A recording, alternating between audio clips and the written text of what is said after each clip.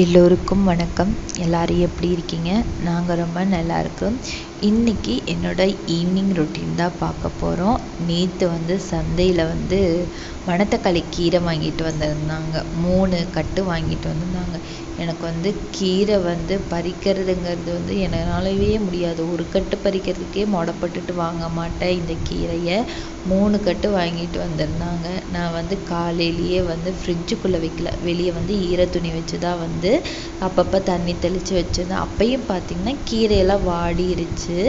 நாளைக்கு கண்டிப்பாக செஞ்சே ஆகணும் அப்படின்னு சொல்லிட்டு பையனை ஒரு 3:30 மணிக்கு தூங்க வச்சுட்டு டிவி பார்த்துட்டே பறிச்சுட்டு இருந்தேன். பார்த்திங்கன்னா நிறைய வேஸ்ட் ஆயிடுச்சு. கொஞ்சம் தான் கீரை கிடச்சிச்சு. அதை பாத்திரத்தில் போட்டு ஃப்ரிட்ஜில் எடுத்து வச்சுட்டேன். நான் சின்ன வயசாக இருக்கும்போது அம்மா மணத்தக்காளி கீரை காலையில் சந்தையாக இருக்கும் எங்கள் ஊரில் வாங்கிட்டு வருவாங்க. ஈவினிங் எல்லாருமே உட்காந்து க்ளீன் பண்ணிக்கிட்டு இருப்போம். அப்போ சண்டையாக இருக்கும். நீ தானே ஃபஸ்ட்டாக சாப்பிடுவேன், நீ க்ளீன் பண்ணு, நான் க்ளீன் பண்ண, நானும் தம்பி சண்டை போட்டுட்ருப்போம். கடைசியில் அம்மா தான் க்ளீன் பண்ணி வைப்பாங்க. ஆனால் பொரியல் பண்ணால் முதல்லலாம் போட்டு சாப்பிடுவேன். ஏன்னா டேஸ்ட்டு நல்லாயிருக்கும் அப்படிங்கிறதுனால. ஈவினிங் பால் வாங்கிட்டு வந்துட்டேன். காலையில் வாங்கின பால் கொஞ்சம் இருந்துச்சு. அதையே 2 அடுப்பில் வச்சுட்டேன். காஃபி தூள் ஃபஸ்ட் இருந்தது டஸ்ட்பினில் போட்டு மறுபடியும் பேக் பிரித்து போட்டு விட்டேன். ஃபர்ஸ்ட் இருந்தது எக்ஸ்பீரி ஆயிடுச்சு போல இருக்குது. காஃபி வைக்கும் போது அவ்வளோக்கா நல்லா இல்லை. அதனால் புதுசாக பேக்கெட் பிரித்து போட்டு வச்சுட்டேன். நான் இந்த மால்குடி ஃபில்டர் காஃபி தான் யூஸ் பண்ணுறேன்.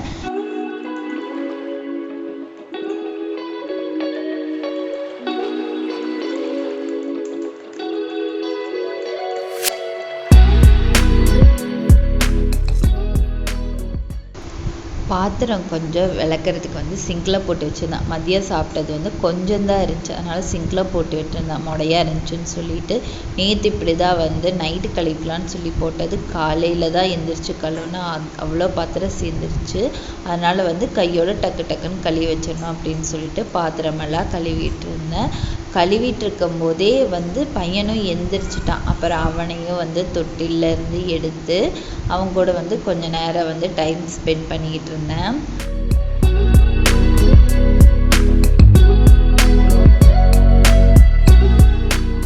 பையன் எந்திரிச்சதும் முதல்ல தண்ணி கொடுத்துருவேன். நைட்டு தூங்கும்போது இடையில எந்திரிச்சு தண்ணி வேணும்னு சொல்லிட்டு ஒரு 2 தடவையாவது எந்திரிச்சிருவான் இந்த வெயில் காலத்துக்கு.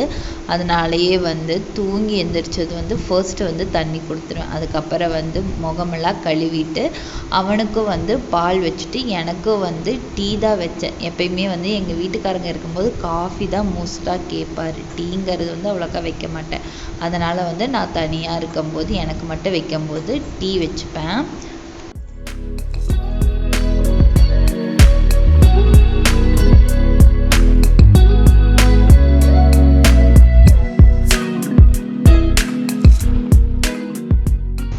பையன் எந்திரிச்சிட்டு இருக்கும்போது வேலை செய்கிறங்கிறது கொஞ்சம் கஷ்டமாக தான் இருக்கும். இருந்தாலும் அவன் தூங்கும் போதே மேக்ஸிமம் எல்லா வேலையுமே முடிச்சிருவேன். தூங்கி எந்திரிச்சதும் அப்போவே கீழே விளையாட விட்டோம் அப்படின்னா அழுதுகிட்டே இருப்பான். அதனால் கொஞ்ச நேரம் ஒரு 1/2 hour கிட்டையாவது கையில் வச்சுட்டு தான் அவனை கீழே விளையாடுறதுக்கே விடுவேன். எந்திரிச்சதுலேருந்து தண்ணி மட்டும்தான் குடித்தான். அதனாலேயே பால் நல்லா ஆறுனதுக்கப்புறம் பாட்டில் அவனுக்கு பால் கொடுத்தேன். நானும் டீ குடிச்சுக்கிட்டேன்.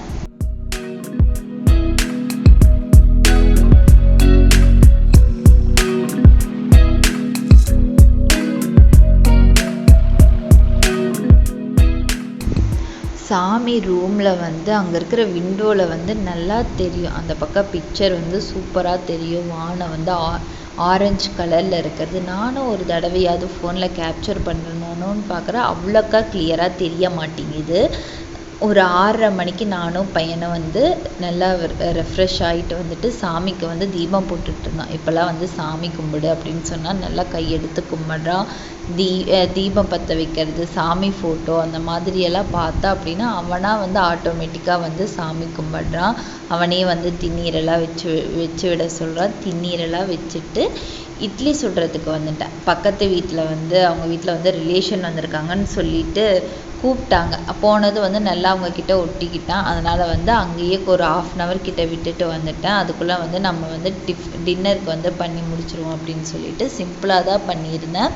இட்லி சுட்டு தக்காளி சாம்பார் வச்சுருந்தேன். எங்கள் வீட்டுக்காரங்க ஒரு 8:30 மணிக்கு மேலே தான் வருவாங்க. நான் ஒரு 7:30 மணிக்கு எல்லா வேலையுமே முடிச்சுட்டேன். சிங்க்லையும் வந்து இப்போ செஞ்ச பாத்திரம் மட்டும்தான் போட்டு வச்சுருந்தேன். அதையும் வந்து கையோட கழுவி வச்சுக்கிட்டேன்.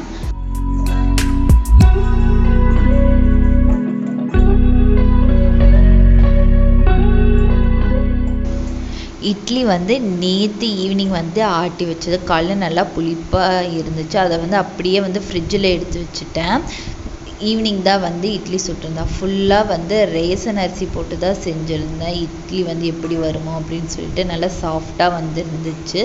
பையனுக்கு வந்து எங்கள் வீட்டுக்காரங்க வர்றதுக்கு முன்னாடியே இட்லி ஊட்டினேன். இட்லி வந்து சாப்பிடாம பக்கத்து வீட்டில் வந்து சக்கரை பொங்கல் கொடுத்தாங்க. அதையே வந்து நல்லா சாப்பிட்டான். அதனால் வந்து இட்லி எதுவுமே சாப்பிடல. தூங்க போகும்போது வந்து ஒரு பாட்டில் பால் கொடுத்து தூங்க வச்சிரும் அப்படின்னு சொல்லிட்டு விட்டுட்டேன். அப்படியே வந்து நாங்கள் சாப்பிடும்போது அவனும் இட்லி சாப்பிட்டா பரவாயில்லன்னு சொல்லிட்டு இட்லி பாத்திரத்தையும் அவன் பக்கத்தில் நகர்த்தினேன். ஆனால் வந்து சாப்பிடலை, விளையாண்டுட்டு இருந்தான். இட்லி எல்லாம் சாப்பிட்டதுக்கப்புறம் வழக்கம் போல் வந்து காஃபி வச்சு குடிப்போம்.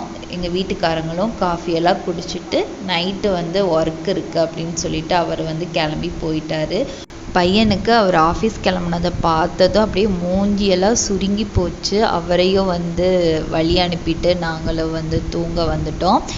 அவ்வளோதாங்க, இந்த விலாக் இதோட முடியுது. இந்த விலாக் உங்களுக்கு பிடிச்சிருக்குன்னு நான் நம்புகிறேன்.